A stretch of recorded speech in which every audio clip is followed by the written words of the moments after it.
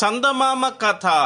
యువతికి జ్ఞానోదయం. పూర్వకాలమందు ఒకానొక కీకారణ్యంలో కొండ మీద ఒక మహానుభావుడు తపస్సు చేసుకుంటూ ఉండేవాడు. ఆయన ముక్కు మూసుకుని కేవలం తన మోక్షం కోసమే దేవుణ్ణి ధ్యానించే స్వార్థపరుడు కాడు. లోకంలో సమస్త ప్రాణులు సుఖంగా ఉండడం కోసం ఆయన రాత్రింబగళ్ళు తపస్సు చేసేవాడు. ఎంత గాఢమైన తపస్సులో ఉన్నప్పటికీ ఎప్పుడు ఎవరు వెళ్లి ఆశ్రయించినా జ్ఞానబోధ చేయడమే ఆయనకు ఆనందం. ఆ అరణ్యం చుట్టుపక్కల సుమారు 100 గ్రామాల జనులు తపస్వి వద్దకు పోయి వాళ్ల కష్టసుఖాలు వెళ్లపోసుకొని తరుణోపాయం తెలుసుకునేవాళ్లు. అప్పుడే పుట్టిన శిశువు మొదలుకొని అరముగ్గిన వయోవృద్ధుడి వరకు ఎవరికి తగిన సలహాలు వారికి చెప్పి పంపేవాడు తపస్వి.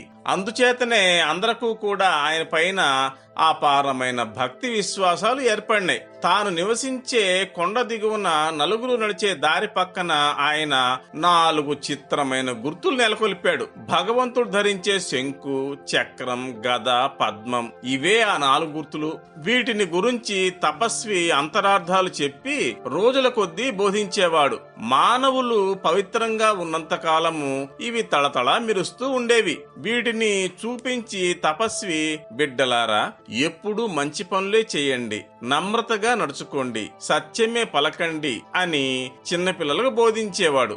ఎవరిని ద్వేషించకండి, ద్వేషం వల్ల క్రౌర్యం పుట్టుకొస్తుంది, కనుక చాలా జాగ్రత్తగా మసులుకోవాలి అని యుక్త వయసులో ఉండేవారికి హితవు చెప్పేవాడు. అన్నలారా, మానవులు ప్రశాంతంగా జీవితం గడపటమే పరమేశ్వరుని ఉద్దేశం. ఇందుకు తగిన దోహదం చెయ్యండి. కయ్యానికి కాలు దువ్వటం శ్రేయస్కరం కాదని చేతనైనంత వరకు ప్రచారం చేయండి అంటూ వయసు ముదిరిపోయిన పెద్దలకు ఉపదేశించేవాడు. తపస్వి చెప్పినట్టుగా అడుగు తప్పకుండా నడుచుకోవడం వల్ల ఆ 100 గ్రామాల ప్రజలు ప్రశాంతంగా హాయిగా కాలక్షేపం చేయగలుగుతున్నారు. ఈ ప్రజలు అందరిలాగానే తప్పులు చేసేవారు, కానీ తపస్వి ఎప్పటికప్పుడు కనిపెట్టి తప్పులను సవరించడం వల్ల, తప్పు చేసిన వాళ్లను మందలించడం వల్ల ప్రజలలో శాంతి ఏర్పడేది. మరొక చిత్రం ఏమిటంటే, ఎవరైనా ఒక పొరపాటు చేసినప్పుడు వాళ్ళు తపస్వి ఎదుట కనపడగానే దేవుడి ఎదుట చెప్పుకున్నట్టుగా లెంపలు వేసుకొని నేను ఫలానా తప్పు చేశాను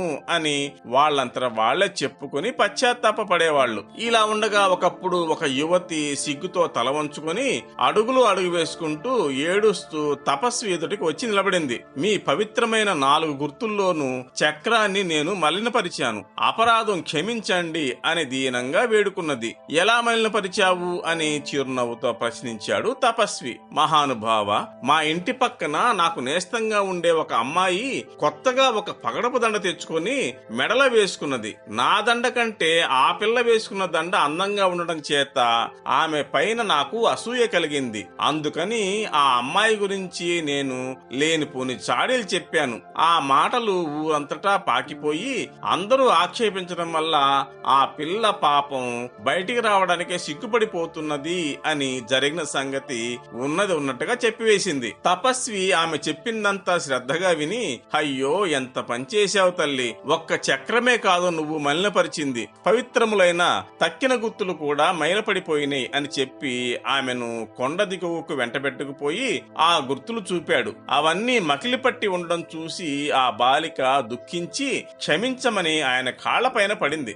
సరే, నీవు ఇంటికి వెళ్లి రేపు ఉదయమే కొండ మీదకి రావాల్సింది అని చెప్పి తపస్వి తన నివాస స్థలానికి వెళ్లిపోయాడు. మర్నాడు ఉదయాన్నే కొండ మీద తపస్వి ఎదుట బాలిక చేతులు కట్టుకు నిలబడి ఉన్నది. ఆయన ఆజ్ఞ ప్రకారం 100 గ్రామాల జనము కూడా కొండ దిగువన సమావేశమయ్యారు. అప్పుడు తపస్వి బాలికను వెంట పెట్టుకుని కొండ దిగువకు వచ్చి ఆ పిల్ల చేసిన తప్పు అందరికీ విప్పి చెప్పాడు. అక్కడనే పక్షి ఈకలు గల కట్ట ఒకటి ఉన్నది. అందులోని ఒక ఈక తీసి బాలికను ఎగరవేయమన్నాడు.